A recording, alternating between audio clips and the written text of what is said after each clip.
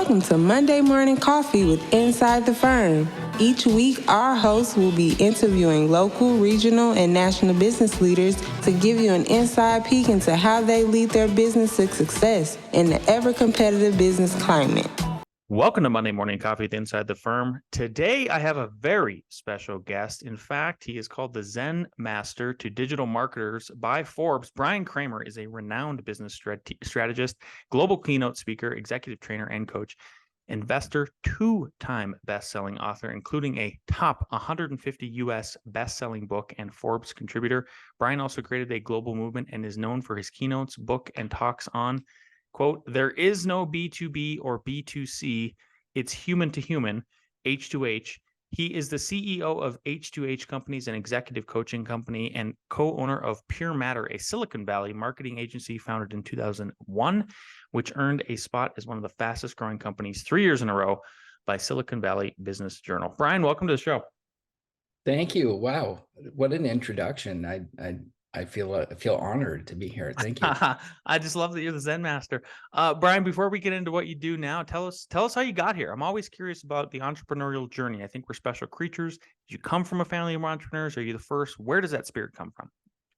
Yeah. So, I mean, yes is the answer. I come from a family of entrepreneurs, in a roundabout way. My grandfather was an entrepreneur, his grandfather, and so on and so forth. My dad, you might say, is an entrepreneur, although he was a physician, retired now, but ran his own practice. And so I guess you could call that entrepreneurialism. And so I knew from a very early age, almost since I can remember, that I was going to be not working for a company eventually, and running my own business. And so that was always the goal.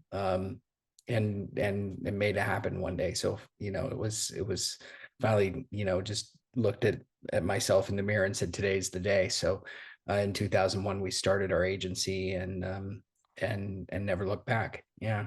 I love it. Your work is centered around the concept of human to human communication, right? Which is, I should unpack for the audience, just in case they don't know, B2B, B2B, and B2C. So those acronyms are, business to business versus business to consumer. But you're here, one of your sticks is, and the phrase that you've come up with is human to human communication.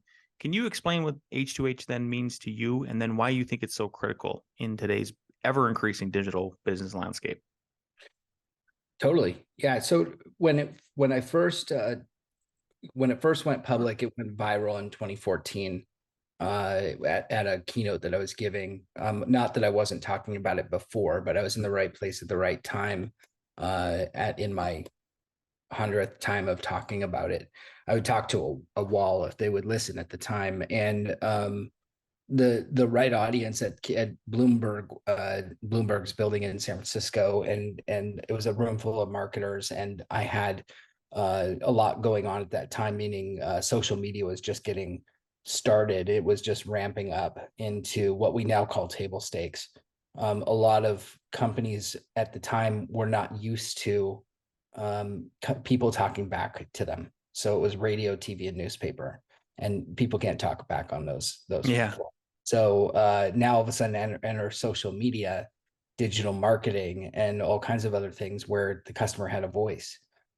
And that's when human to human was born, really. I mean, it was born a long time ago with a door-to-door salesman, and when you go to buy a car and other things. It's just that on the global scale, the geofences were torn down, and all of a sudden everybody had a voice. If my pizza was not delivered in the right way, I could go on to Twitter or whatever it is now, X, and say, I'm unhappy. And now all of a sudden the brand had to work with that and deal with it. Now here we are years later, and it's a totally the same animal, but different beast, because now we're dealing with AI, and we're dealing with automation and virtual reality and augmented reality, and soon to be different modalities with what Apple's bringing out. So the question is, what's that going to do to humanity in our interactions and our friendships and our relationships? And I still think that it's going to come down to relationship. at the end of the day. And it's going to come down to one human buying something from another human. That's what we will always gravitate towards. So that's really what it's about, is at the end of the day, creating a human-to-human relationship, whether it's long tail, short tail, and whatever modality we use to sell through. It's going to bring us back to the core, to the center of being human, H to H.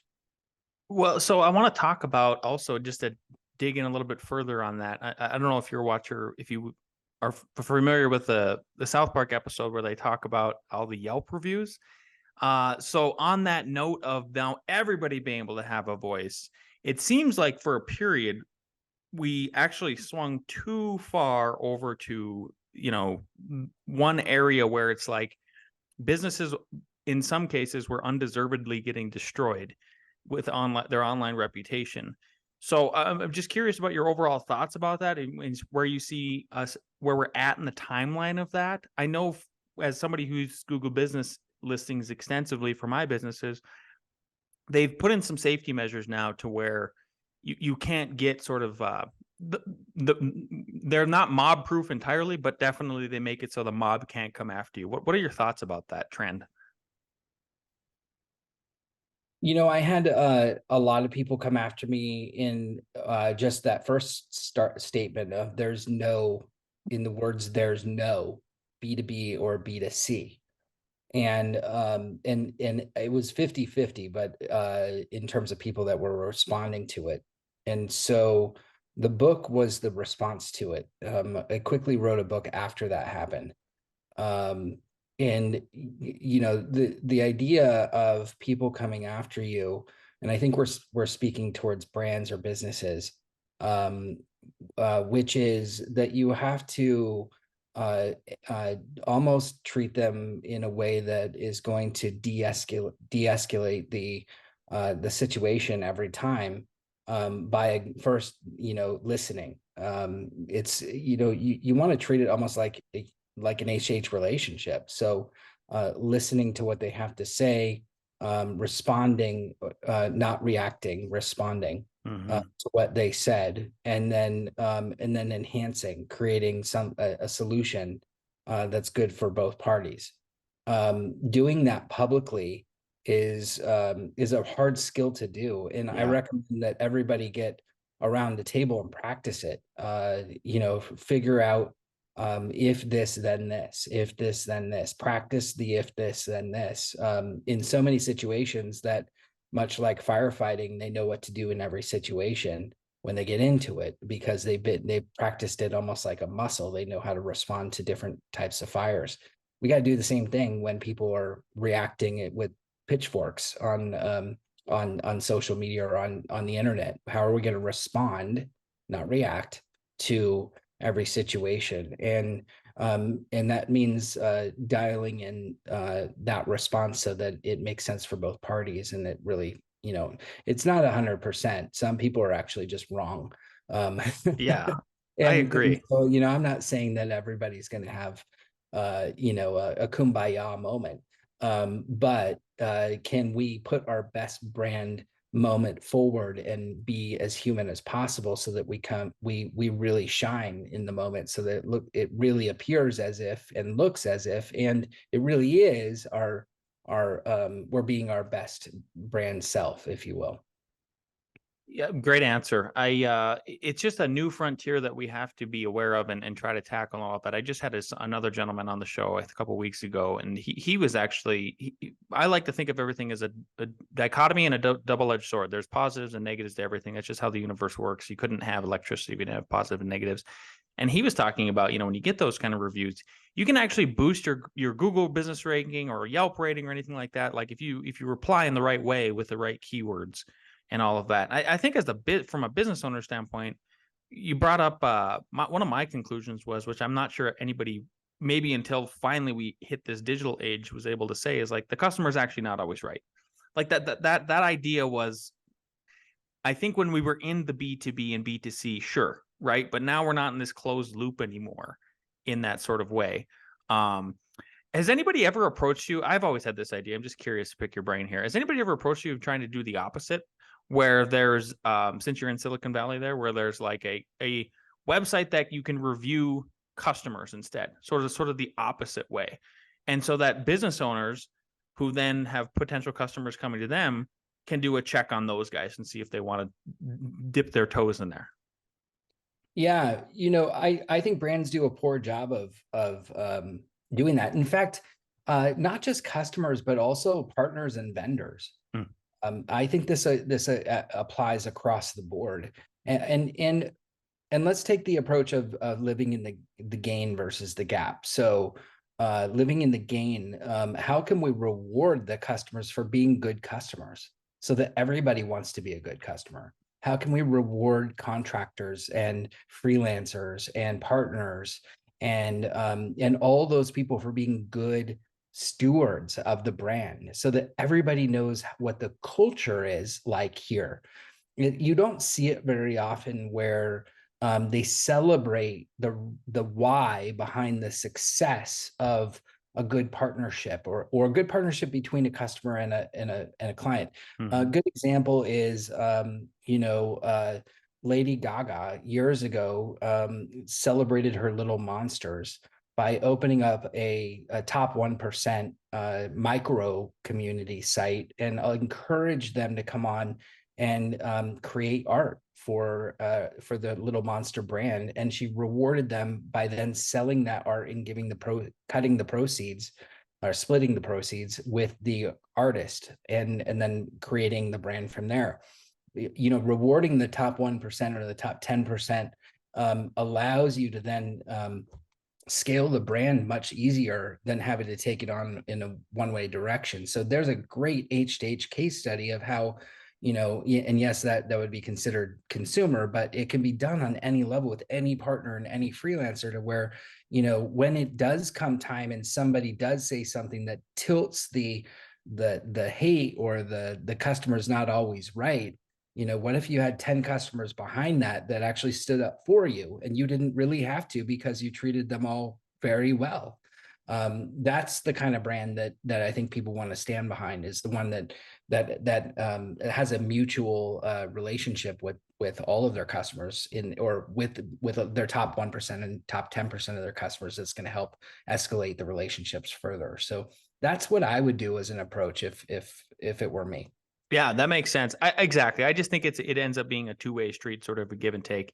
And really, in the end, it's made for better businesses overall, because I think now all of a sudden there isn't this closed loop. You also gave a TED talk a couple of years ago, and it was a TED first, as I understand, because you allowed mobile devices. Can you share more about that, the significance of that gesture, and then sort of how it aligns with your belief in the power of small inspirational shares? Yeah, I almost tanked my TED Talk in two ways. Okay. One just by suggesting that we bring mobile phones into the auditorium because it was never done before. Mm-hmm. And Chris, the CEO of TED at the time, had to approve it because they didn't want people tweeting or sharing social from inside the auditorium. And so they had always eliminated mobile phones until you got out into the lobby. However, my TED Talk was built on the premise that we can all make a difference by sharing, and so I was proving that sharing one thing that inspires each of us could make a difference. It's with one or more other people in the world, and I could prove how we could show and display that people where they connected that empowerment using data. And the only way that I could prove that was if we had mobile phones and data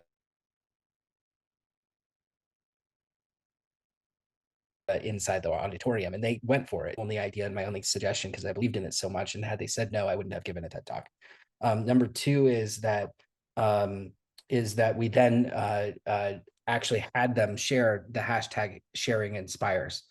And they had to share one thing that inspired them. Now, we got some funny responses. We got like somebody that said, if you push the pizza button on a microwave, I just want a pizza to come out automatically. But we also had some really empowering things, like people trying to solve for crimes in Africa, and Mm. trying to solve for still slavery around the world, and people that were trying to share about how they could de-escalate war in certain countries, and it was just really empowering and moving. And I didn't know what to expect until we did it, which was the hard part. I had no clue if this thing was going to even work. And at the end of the day, when I got back up and we collected the data, we showed 23 million impressions from everyone's global shares, and then showed all the data points, the visualization of how each person that had shared something actually reached and moved around the world, so we could actually create visual impact on how everybody's ideas had. And through doing that, we could prove too that anybody can impact another person. And so we all have the power to share. So that was really moving. The ironic part too is when I got up on stage, I had no idea what the actual results were. I literally took the first step getting up on stage when they handed me the card to say, okay, the data is finally in, here's the results. So I read it to the audience the same time that I was actually reading it for myself, and blew myself away because I thought I was going to get up there and read, well, time to go home, thanks for coming. So it was a really neat experience, and not something that I think I'll ever do again. Yeah, well, you did it and you told us about it, and I really appreciate that insight. Thank you for being unique. I just love unique stories like that. And I don't know how it could inspire somebody else, but it sounds like it was a very interesting. I had to ask you about it. Tell us more a little bit about the H2H, this movement that you've created. I would love to dive a little bit deeper into it, and exactly how does it work? What kind of tools are you giving people to try to get them to, do something that seems like it's beneficial for both parties in a much more symbiotic way than what we had previously? Yeah, so I'll break it down based upon the 3 pillars that I write in the book, and then it escalates into coaching and consulting, which is a whole different platform. But Yep. the idea behind H2H that everyone can install right now is based on the first pillar, which is simplicity. Hmm. Simplicity of everything that we do. We tend to make things over complex. So do you have a brand that you think embraces simplicity that you love? Apple. Boom. So there you go. Apple is notorious and hopefully by tomorrow with their launch of their new products, we'll have a whole slew of new products that are understood for exactly what they do, because they Hmm. are a simplistic brand. That's what they are. And the next one is empathy. What brand do you think embraces empathy? Meaning maybe they're good at customer service, or they're good at understanding their customer, or they're good at communicating. Do you have a favorite one there? I think Zappos did it really well with shoes right away. Totally. Absolutely. Zappos was great at understanding and sharing the care of the customer. Yep. And so, I also think that Amazon is a good one too, because they have a return policy that's almost understood globally, that if you have a problem, you can return it right away. I don't know how, that's magic to me. Isn't it crazy for a giant corporation that gets so much hate? It's like, well, again, double-edged sword. Like, it is what it Yeah. is. The customer service is actually pretty darn good, even though you don't have to talk to anybody for returns. It's why they're not going to tank anytime soon, Yeah. because I trust the brand, knowing that I can buy the product, and if I'm not satisfied, I can return the product. That to me is empathy. And the last one is imperfection. So we don't, and this is why I think AI is causing a lot of friction right now, because it scares the living hell out of everybody that it's going to create perfection. And we are a society that loves to live in imperfection. When Mhm. we there's perfection, we don't think that it's real. We think it's fake. So what brand do you think embraces their imperfection? And by imperfection, it could be celebrating that they did something wrong and just owning it, or it could be knowing that, hey, this is just who we are, love us or not, but this is who we are. Boy, that one I don't have an answer for. So I'm gonna have to. Yeah, I'm sure you have an answer for that. Go. What? I have What? a lot of answers, just because I've been talking about it for a Yeah. while. I'll throw up maybe Dove as they Oh, celebrate interesting. the imperfection of skin. Is a good, and also Red Cross might be Mm. another one. The imperfection that happens in war that they're there to help solve. You can look at nonprofits around the world, and you could look at the airline industry. I don't think that there's an airline that has perfection.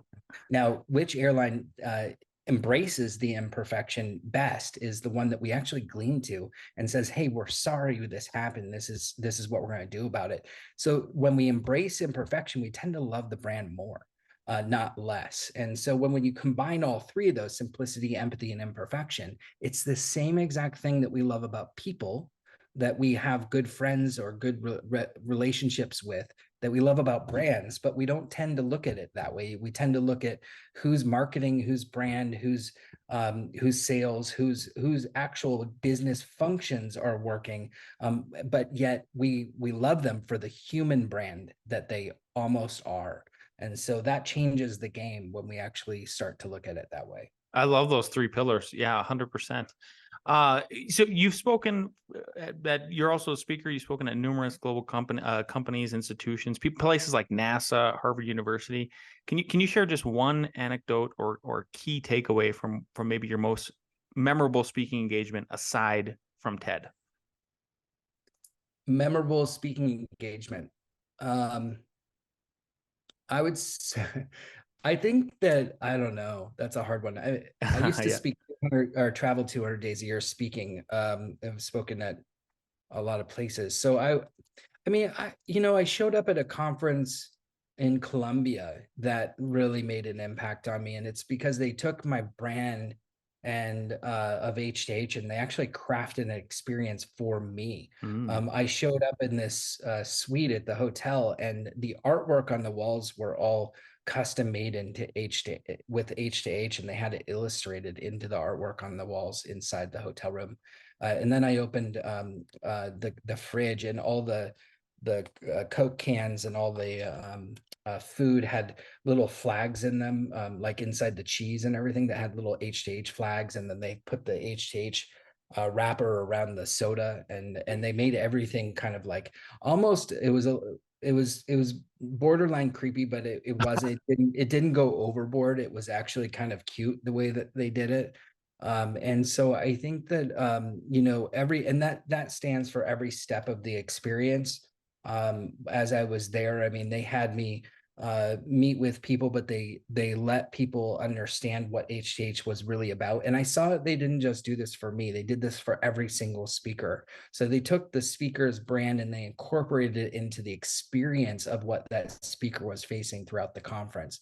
And I hadn't seen a conference do that before. Usually it's the opposite way. It's how can the speaker create something for the audience, not how can the conference create something for the speaker. That left an impression for me that made me want to shout them from the rooftops. So I'd say that was probably probably not the answer you were looking for, but it certainly left a mark on me. Yeah. And I guess you did touch on it, like how it made you feel, but how did it make you feel knowing that then you had to give a speech and you were speaking? I mean, did it make you raise your bar? I try to think or I tend to think that I raise my bar no matter where I go, but it gave me a sense of belonging, that I was speaking already to an audience that knew and understood me. Like, we already had this relationship, and I didn't have to earn it from the get-go. So that's what changed for me, is I really thought that this was already home, and it made me feel like, hey, I can start from this relationship we already have, and that made it a little bit more comfortable, if you will. Yeah, I bet it did. I love that kind of touch. It's interesting. It was borderline creepy, but somehow they managed to not cross that line. Overall, I would have been personally flattered too if there was F9 all over the place. So very cool story. As we both know, we're literally in a digital landscape right now on this podcast. It's on YouTube and all the other places. So it's just going to get more digital, especially with the rise of AI.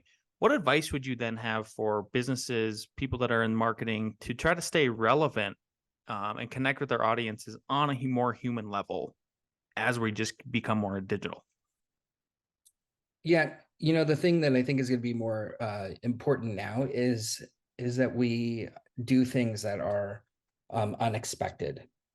The unexpected is what's going to keep things human, because robots can't do unexpected. They do consistent. Yeah. And so when you think of the old adage of surprise and delight, it hasn't gone away. In fact, I think it's going to become even more important now than ever, because we have overshot the mark when it comes to automation. I mean, if there's a marketing sequence that's to be done, it's been done. And so we're all used to it. And we all know how to hit that unsubscribe button pretty easily now at this point. And if you want to not have those unsubscribes, you've got to do something that's more out of the ordinary, which means surprising and delighting, doing something that is over the top, that somebody really just appreciates because you hyper personalized it. You went the distance, again, without being creepy.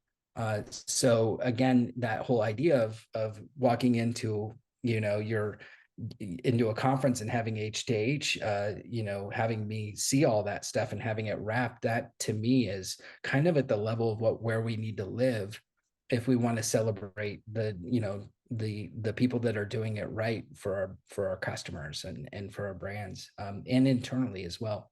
Yeah. So I think it's going to become more critical. Yeah. It's interesting. That first pillar you talked about was simple. And my simple surprise that I've been doing for the past couple of years now is that I'm just made a concerted effort I'm just picking up the phone and giving that customer a call.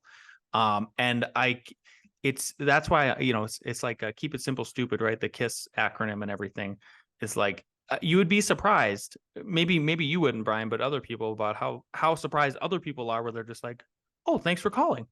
I couldn't get a call. I mean, it's just like, I think recognizing the forest we're in, right, and not missing it for the trees, and the fact that I think most people we become too reliant, like on the digital landscape, like you said. So really, just maybe a refocus back to some basic fundamentals that have never been really lost in the whole mix. Amen. Yeah, I can't argue with anything about that. Yeah, we're running up on the half hour here, Brian. I love your insights have been fantastic. I'm so glad I had you on the show now.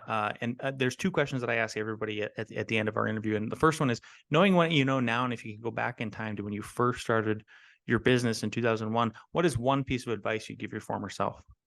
Don't use credit cards. That simple. I love it. All right. Yeah. I mean, yeah, don't go into debt. That's number one. Brian, great. Where that's what I would say. Yeah. That's what I would say. I think that's like, I use credit cards, and I used them to the extent that I could. And it really was, what I think a lot of entrepreneurs do that. So, go out, get that small business loan, or do what you need, follow the business process, think it through. Thank God my gamble worked out, but it doesn't work out for everybody. And I would say, be smart in the way that you start your business. 100%.